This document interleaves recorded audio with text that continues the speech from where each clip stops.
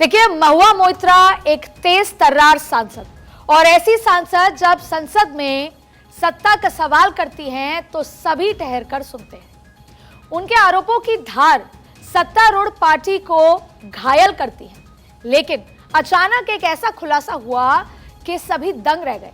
दरअसल pure politics में आज इस पूरे मसले पर बातचीत करेंगे कि क्या कुछ अभी तक हुआ, टीएमसी ने साथ छोड़ दिया और निशिकांत दुबे क्या उनकी सदस्यता रद्द कराएंगे। तमाम मसले पर आज प्योर पॉलिटिक्स में पूरी बात करेंगे। दरअसल बीजेपी सांसद निशिकांत दुबे ने महुआ पर गंभीर आरोप लगाए। उन्होंने सवाल पूछने के एवज में पैसा लेने की बात कही और फिर महुआ से हर कोई कहने लगा वही बात। हर बार समय की कसौटी पर हर बार खरा उतरने वाला वो डायलॉग जिसे वक्त फिल्म में अभिनेता राजकुमार ने रहमान के सामने बोला था। शीशे के घरों में रहने वाले दूसरों पर पत्थर नहीं फेंका करते चिनॉय सेठ। महुआ मोइत्रा के मामले में ऐसा ही कुछ दिख रहा है। संसद की अनुशासन समिति में सुनवाई के बाद महुआ ने कमेटी पर भी गंभीर आरोप लगा दिए। यहां तक कि महुआ ने यह कहा भी कि उनको तमाम तरीके से जो पूछताछ हुई उनके साथ वो बहुत ज्यादा ह्यूमिलिएटिंग थी। उन्होंने कहा कि उनका शब्दों से वस्त्र हरण किया जा रहा है। उन्होंने इस बात पे इस तमाम बातें कहते हुए उनसे अनैतिक और निजी सवाल पूछे जाने का आरोप कमेटी पर लगाया। महुआ मोइत्रा ने लोकसभा स्पीकर को पत्र लिखकर शिकायत दर्ज कराई है। एथिक्स कमेटी के अध्यक्ष विनोद सोनकर शास्त्री ने कहा कि हीरानंदानी के आरोपों से बचने के लिए उन्होंने वॉकआउट किया है। उनके ऊपर कंप्लेन है हीरानंदानी जी का, जो उसके सवाल थे उस सवाल से बचने के लिए उन्होंने इस पूरे विषय को वॉकआउट करने का काम किया।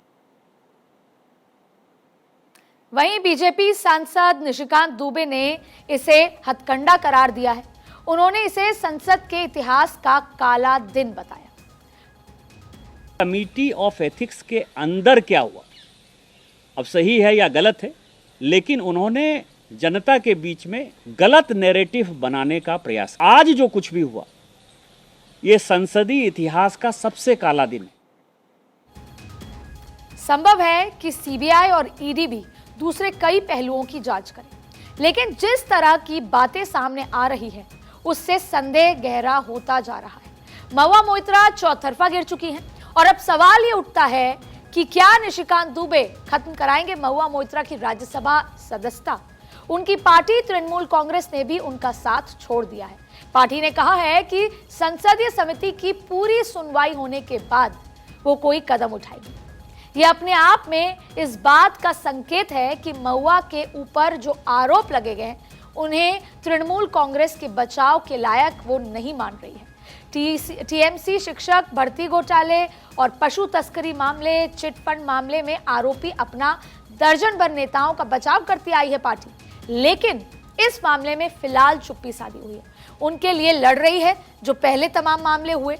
वो बीजेपी और गौतम अडानी से लड़ने का मौका कैसे छोड़ रही है, ये सबसे बड़ा सवाल है। महुआ मोइत्रा ने आरोप लगाया है कि उन्हें अडानी समूह के खिलाफ बोलने की सजा दी जा रही है। असल में मोइत्रा अडानी समूह के खिलाफ लंबे वक्त से आवाज उठा रही थी। अडानी समूह के खिलाफ बोलने की सजा उनको मिल रही है, इस बात के आरोप वो लगातार लगा रही हैं कि अडानी समूह के खिलाफ जो मैं आवाज लगातार उठा रही हूं यही वजह है कि मुझ पर कार्रवाई हो रही है। हिंडनबर्ग रिपोर्ट के समय भी महुआ मोइत्रा ने अडानी पर हमला बोला। कोयला इंपोर्ट के कथित गड़बड़ियों पर जब फाइनेंशियल टाइम्स की रिपोर्ट आई उस पर भी अडानी समूह पर हमला बोला। उन्होंने कोयला आयात मामले में अडानी समूह पर 13,000 करोड़ रुपए के घोटाले का आरोप लगाया था। कोयला आयात मामले में ही कांग्रेस नेता राहुल गांधी ने 32,000 करोड़ रुपए की गड़बड़ी का भी आरोप लगाया था। राहुल गांधी भी कहते हैं कि उन्हें अडानी समूह के खिलाफ संसद में बोले, अगर वो बोलते हैं तो उनकी सदस्यता खत्म कर दी जाती है। तृणमूल कांग्रेस के सांसद महुआ मोइत्रा के मामले में यही सवाल मुख्य है कि क्या सरकार उनको जानबूझकर फंसा रही है या उन्होंने गलती की है। ध्यान रहे, विपक्षी पार्टियों की ओर से केंद्र पर लगाए जाने वाले आरोप इसलिए जिसके लिए कहा जाता है कि जो तमाम लगातार आरोप हो रहे हैं तो व्यापक समाज में स्वीकृत नहीं होते। क्यों? क्योंकि आरोप लगाने वालों की विश्वसनीयता संदिग्ध हो जाती है। बाहर निकलकर जिस तरह भाजपा के लोगों ने खास तौर से कंप्लेनेंट और जिस पे कंप्लेंट हुई उन्होंने तो यहाँ तक कहा कि शब्दों से हमारा चीरहरण किया गया और स्पीकर को लिखा है, तो मैं समझता हूँ स्पीकर को अपने स्तर पर संज्ञान लेना चाहिए। मैं इसे सही नहीं मानता और मैंने स्पष्ट किया कि महिला का निजता का अधिकार या नैतिक रूप से उन पर कोई सवालात ऐसे नहीं होने चाहिए थी, पर अगर बाहर निकल के कोई दोषारोपण होता है तो भी उचित नहीं। अगर एथिक्स कमेटी अनएथिकल हो जाती है तो क्या विकल्प बचता है किसी के पास? ये सवाल कोई होता है कि रात में आप किससे बात करते हैं, होटल में किसके साथ थे, क्या बना रहे हैं हम इस देश को? मतलब आप एक तरफ बेटी बचाओ बेटी पढ़ाओ कर रहे हैं और दूसरी तरफ आपके सवालों का चरित्र ये साबित हो रहा है। मैं मेरिट ऑफ द केस अपनी जगह, लेकिन ये सवाल ही अनएथिकल है और हम इस कमेटी को कहते हैं एथिक्स कमेटी।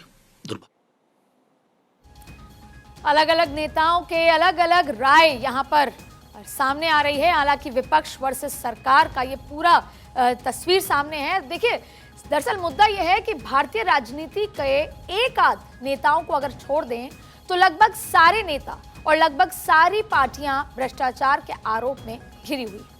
आरोप कितने सही हैं या कितने गलत, ये बहस का विषय हो सकता है, लेकिन ये सही है कि पॉलिटिकल पार्टियों पर गंभीर आरोप लगे हैं। यही बात लगभग सभी प्रादेशिक पार्टियों के मामले में भी सही है। 2014 से पहले आरोपों की घिरी पार्टियों पर थोड़ी नजर डाल लेते हैं। टीएमसी नेताओं पर चिटफंड घोटाले का आरोप, आरजेडी नेताओं पर चारा घोटाले का आरोप, जेएमएम नेताओं पर रिश्वत का आरोप और बसपा पर ताज कॉरिडोर घोटाले का आरोप है। सपा पर आय से अधिक संपत्ति का आरोप है। डीएमके पर 2G और एयरसेल मैक्सिस मामला, एनसीपी पर सिंचाई, एआईडीएमके पर या वाईएसआर पर, कांग्रेस पर, ये तमाम जो पार्टियां हैं उन पर आय से अधिक का संपत्ति का मामला है। यानी कमोबेश जनता की नजर में सबकी विश्वसनीयता पर एक सवाल है, वो संदिग्धता के घेरे में। अगर आरोप लगाने वालों की ईमानदारी असंदिग्ध होती है, ये उस संदर्भ में है कि जब विपक्ष अडानी का पूरा एजेंडा लेकर आया और आज जहां तक पहुंचा, वहां पर अगर ये मोइत्रा वाला मामला इस तरीके से निकल के आता है और उनकी भूमिका संदिग्ध होती है, तो जनता किस पे विश्वास करे? अब ऐसे ही मामले में जब पूरी पॉलिटिकल पार्टी जो आरोप लगा रही है उन पर असंदिग्ध पूरा मामला होता है, तो निश्चित रूप से जनता को उस पर यकीन होगा या नहीं होगा, ये सवाल है। ऐसा लग रहा था कि महुआ मोइत्रा भारतीय सांसद जो हैं वो हवा में एक ताज झोंकने की तरह आई है, एक नई जो बात लेकर आई हैं और एक जिस स्पीड से, जिस एनर्जी के साथ आई हैं, वो जिस अंदाज में संसद के अंदर भाषण देती थी, जैसे उन्हें गौतम अडानी के मामले में जितने आक्रामक अंदाज में तथ्यों के साथ आरोप लगाया या आरटीआई वगैरह के दस्तावेजों के आधार पर जिस तरह से भाजपा के सबसे मुखर सांसदों में से एक निशिकांत दुबे पर भी आरोप लगाया, उससे लोगों में एक भरोसा बना था। लेकिन अब वह भरोसा टूटता नजर आ रहा है। उन पर लगे आरोपों से लग रहा है कि वे खुद शीशे के घर में रहती हैं और दूसरों पर पत्थर फेंक रही हैं।